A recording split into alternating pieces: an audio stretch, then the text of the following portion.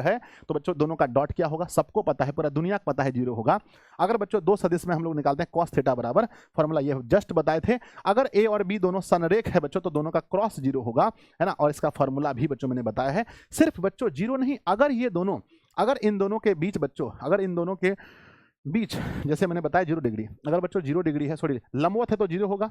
अगर दोनों के बीच 0 है तो अगर सदिश ए और डॉट सदिश बी निकालते हैं, थीटा बराबर 0 है तो मान 1 लिखेंगे, इसका मान लिखेंगे, क्या लिखेंगे, 1 लिखेंगे।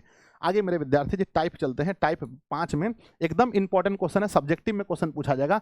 यदि बच्चों ए का प्रोजेक्शन पूछा यानी प्रक्षेप पूछा जाए, बच्चों ए यहाँ पर मान के चलो क्या है, रेखा है, इसका बच्चों छवि कहाँ बनेगा, इसका छवि धरती पर बनेगा बच्चों, ये है बच्चों इसकी छाया। अगर बच्चों ए का छाया बी पर पूछे, क्या ए का छाया बी पर पूछे तो कैसे निकालना है, जिस पर लगा रहे पर उसको नीचे लिखना है, उसका परिमाण नीचे लिखना है, दोनों का डॉट ऊपर पूछा है, ए पर ए नीचे, दोनों का डॉट, दोनों का डॉट भूलना मत मेरे भाई, मत भूलना, पेपर में 100% क्वेश्चन आएगा। अगला सवाल देखते हैं। टाइप नंबर 6 में क्या पढ़ना था मेरे बच्चे, अगर हमारे पास ए दिया गया है और हमसे पूछे इसका परिमाण निकालिए तो रूट के अंदर में लिखना। जैसे मान के चलिए क्वेश्चन सदिश ए बराबर लिखा है, सदिश ए बराबर लिखा है 3i के प्लस में 3i के माइनस में 5j और प्लस में 10 के कैप का परिमाण बताइए, रूट के अंदर लिखेंगे 3 का स्क्वायर प्लस में माइनस 5 का स्क्वायर और प्लस में लिखेंगे 10 का होल स्क्वायर, बस करके उसको सॉल्व करके लिख देंगे, ठीक है ना। तो परिमाण निकालना बच्चा का काम होता है। त्रिभुज का क्षेत्रफल होता है दोनों सदिश को गुणा करना, दोनों सदिश ने संगत सदिश को गुणा करना। मान लो बच्चों त्रिभुज दिया गया, कैसे समझिए, बहुत इंपॉर्टेंट है ये क्वेश्चन, सब्जेक्टिव में आएगा मेरे बच्चे। एक त्रिभुज दिया है, 10th क्लास में भी हम लोग पढ़ते थे लेकिन वहां अलग पढ़ते थे। एक है इसका बच्चों मान के चलो कि यहाँ पर कुछ दिया है x1 y1, यहाँ पर बच्चों b है, यहाँ लिखा है x2 और y2, x2 y2 लिखा है, यहाँ बच्चों c है x3 और y3। अगर हमें इसका क्षेत्रफल निकालना है तो सबसे पहले हम क्या करेंगे, संगत को, यानी कि यहाँ से इसकी लंबाई निकालेंगे। पहले बच्चों क्या निकालेंगे, BA सदिश निकालेंगे। कैसे, तो A वाले पार्ट में B को घटाएंगे और फिर बच्चों निकालेंगे BC, फिर निकालेंगे BC। कैसे BC निकालेंगे, तो बच्चों यहाँ पर देखो BA में जो अंतिम बिंदु है यानी A सदिश में B सदिश घटेगा, यहाँ पर बच्चों C सदिश में हमारा B सदिश घटेगा। ऐसे करके पहले हम निकालेंगे ये। इसके बाद बच्चों क्या करना है, दोनों का क्रॉस यानी कि BA का क्रॉस निकालेंगे BC से। क्रॉस निकलने के बाद फिर इसका परिमाण BA और बच्चों BC का परिमाण निकालने के बाद हाफ कर देंगे। दिस इज क्षेत्रफल ऑफ त्रिभुज। ये बच्चों क्षेत्रफल निकालने का तरीका है। कभी कभी ये क्वेश्चन 5 नंबर में भी आ सकता है, ठीक है ना। तो बच्चों क्या करना है, पहले इसकी लंबाई निकालना है, लंबाई संगत भुजा यानी इसकी लंबाई, अगर जिसका भी संगत निकालना है, ये निकालना, ये दोनों संगत मतलब कि सटा हुआ दोनों भुजा, दोनों का लंबाई निकालेंगे। दूरी समझो, दूरी निकालना, बीच का दूरी निकाल के फिर खेल हो जाएगा। नेक्स्ट अगला क्वेश्चन देखते हैं। अगला टाइप नंबर बच्चों 7 में, टाइप नंबर 7 में चलते हैं। क्या लिखा है मेरे विद्यार्थी जी, देखो ये है दिक कोसाइन का फॉर्मूला, जिंदगी मत भूलना। एल बराबर ए अपॉन रूट के अंदर ए स्क्वायर प्लस बी प्लस सी स्क्वायर में बी बराबर और सी बराबर होता है। नेक्स्ट मेरे बच्चे, सॉरी LMN है ना मेरे विद्यार्थी, ध्यान देखते हैं क्या है, L square plus M square पूछा जाएगा बराबर 1 कहना, cos square alpha plus cos square beta plus cos square gamma बराबर 1 कहना। मेरे बच्चे अगर यही चीज साइन में पूछेगा तो 2 कहना। पेपर में ये क्वेश्चन आने का पूरा चांस है, पूरा चांस है।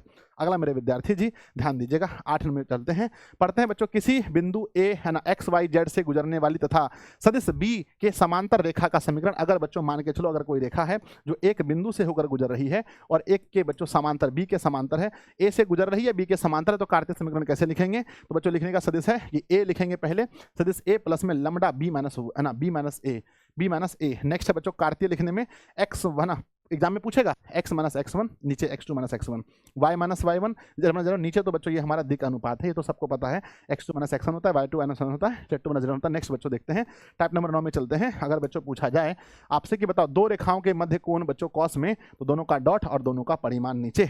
दो रेखाओं का समांतर होने का शर्त क्या है, ये बच्चों 10th में पढ़े होंगे, A1 अपॉन A2 बराबर B1 अपॉन B2 बराबर C1 upon C2।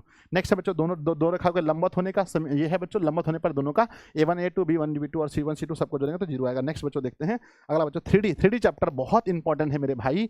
3D chapter में देखते हैं, सबसे पहले फर्स्ट में देखते हैं नंबर 1 में कि मूल बिंदु के निर्देशांक होते हैं 0 0 0। एक्स अक्ष का निर्देशांक में x होगा, बाकी दोनों 0 होगा। y अक्ष में सिर्फ y होगा, दोनों तरफ 0 होगा। z अक्ष में जाएंगे तो दोनों 0, लास्ट में बच्चों हमारा z खाली होगा। आगे बच्चों देखते हैं पॉइंट 2 में चलते हैं। x अक्ष का समीकरण 100% पूछेगा। x अक्ष का समीकरण में y 0 और z 0 होता है, y अक्ष के समीकरण में x 0 और z 0 होता है। z अक्ष में देखेंगे तो x 0 और y 0 होता है, जो नहीं है वो 0 है है ना मेरे बच्चे, जो नहीं है वो 0 होता है। फिर चलते हैं आगे मेरे बच्चे, पूछा गया समीकरण में, आगे चलते हैं। एक्स अक्ष का दिक् कोश है ना, एक्स अक्ष की दिक् कोजिया, तो बच्चों एक्स अक्ष का दिक् कोजिया जोन ठो अक्ष बोलेगा ओकरा मान 1 लिखना, बाकी को 0 लिख देना। वाई अक्ष का दिक् कोजिया तो वाई 0 है ना, 1 बाकी 0। जेड अक्ष की दिक् कोजिया 0 बाकी 0 बच्चों। नेक्स्ट लिखा गया है किसी भी अक्ष की दिक् कोजियाओं का योग 1 होता है। कोई भी अक्ष उठा लीजिए, उसकी दिक् कोजिया का योग कीजिए, और आप योग करके देखेंगे, इसको योग करेंगे तो 1 होगा, योग करेंगे तो 1 होगा, योग करेंगे तो क्या होगा, 1 होगा मेरे विद्यार्थी जी, ध्यान दीजिएगा। नेक्स्ट क्या लिखा गया है, अगला बच्चों टाइप नंबर 4 पढ़ते हैं।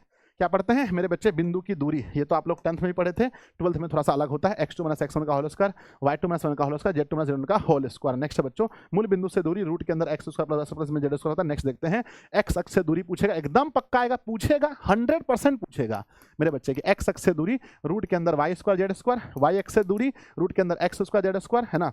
z में पूछेगा तो z को छोड़ के जो बचा है उसका होल स्क्वायर। मध्य बिंदु सबको पता है, x1 + x2 बटे में 2, y1 + y2 बटे में 2 और z1 + z2 बटे में 2। नेक्स्ट बच्चों देखते हैं टाइप नंबर 5 में। नेक्स्ट लिखा गया है, दिक् कोसाइन का फॉर्मूला आपको पता ही है मेरे बच्चे, क्या होता है ना, L बराबर cos अल्फा बोलो, m cos beta, n cos gamma है, सबका योग करने से 1 होता है। बच्चों न्यूनतम दूरी का फॉर्मूला याद रखना, यहाँ मिस्टेक है, न्यूनतम दूरी का फॉर्मूला ऐसा नहीं होता है, इसका फॉर्मूला होता है मेरे बच्चे सना, फॉर्मूला होता है सदिश यानी a2 वेक्टर माइनस में a1 वेक्टर, उसके बाद में डॉट होता है मेरे बच्चे, डॉट होता है ना, a1 वेक्टर का क्रॉस b1 वेक्टर का क्रॉस के साथ डॉट कराना है, और बटे a वेक्टर और क्रॉस b वेक्टर का परिमाण नीचे लिखना है। दिस इज, ये बच्चों इसको आप लघुत्तम दूरी बोलो या न्यूनतम दूरी बोलो मेरे बच्चे, इसको शॉर्ट डिस्टेंस बोलते हैं, SD, S से शॉर्ट डिस्टेंस का फॉर्मूला होता है a2 सदिश, है ना, सदिश से बच्चों a2 vector minus a1 vector, और बच्चों डॉट निकालते हैं, है ना, सदिश a और क्रॉस b का, और नीचे उसका परिमाण लिखना पड़ता है।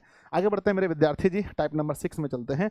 टाइप नंबर 6 कहता है, दो रेखाओं के समांतर होने का शर्त आपको पता है, और दोनों रेखाओं के लंबवत होने का शर्त आपको पता है, ये पहले भी मैंने बता चुका है। नेक्स्ट मेरे विद्यार्थी जी आगे बढ़ते हैं, तल में चलते हैं, प्लेन में एक्स वाई तल का समीकरण पूछेगा, तो एक्स वाई यहाँ है तो जेड बराबर 0, वाई जेड का वाई जेड यहाँ है तो एक्स बराबर 0, जेड एक्स का जेड एक्स यहाँ है वाई बराबर 0 मेरे बच्चे, 1 नंबर यहाँ से आ जाएगा।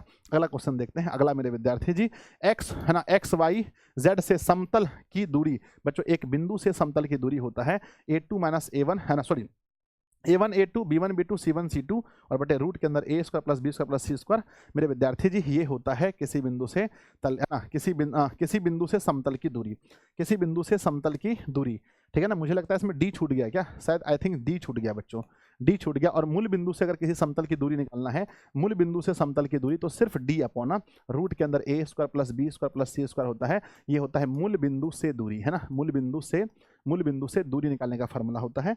आगे बढ़ते हैं मेरे विद्यार्थी जी, टाइप नंबर 8 में। टाइप नंबर 8 में लिखा है कि उस तल का समीकरण जो, है ना, उस तल का समीकरण जो अंतःखंड, है ना, जो अक्षों से अंतःखंड ABC काटता है, तो तल का समीकरण होता है x अपॉन a प्लस में y upon b plus z upon c is equal to 0। Next बच्चों, तल का जो व्यापक रूप होता है किसी भी तल का, वो यही होता है ax plus by plus cz plus, है ना, d बराबर 0। समतल अगर परस्पर लंब है तो इसका ये लिखेंगे बराबर 0, यहाँ समतल में भी आएगा। नेक्स्ट मेरे विद्यार्थी जी, प्रायिकता में सबसे इंपॉर्टेंट चीजें लूटिए बच्चों, यहाँ से कम 2 से 3 नंबर, 2 से 3 नंबर यहाँ से आएगा बच्चों, याद रखिएगा, है ना।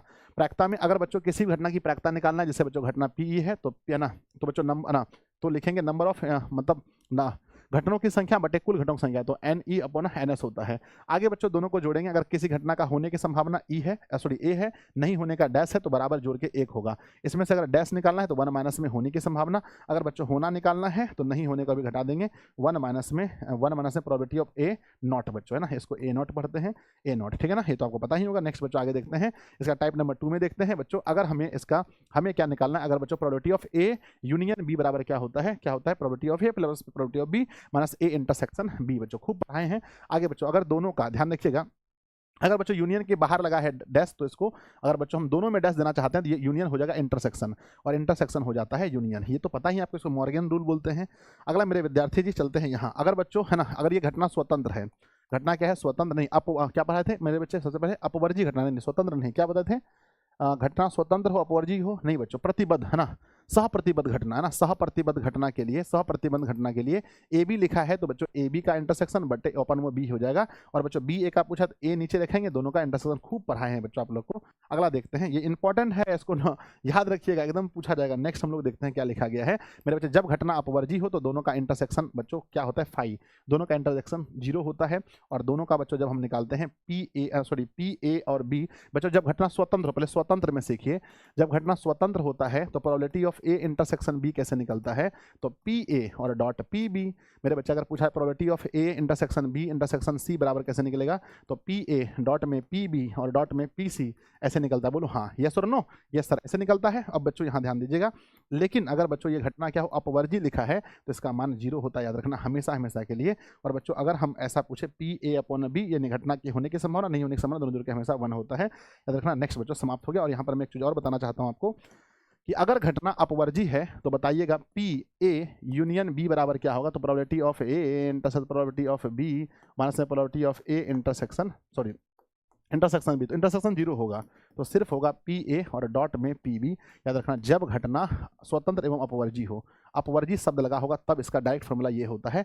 बाकी बच्चों मैंने आप लोगों को पूरा बता दिया है, आप यकीन मानिए अगर आप इस वीडियो को बहुत अच्छे से देख लेते हैं, इसके पैनल पीडीएफ वगैरह को जो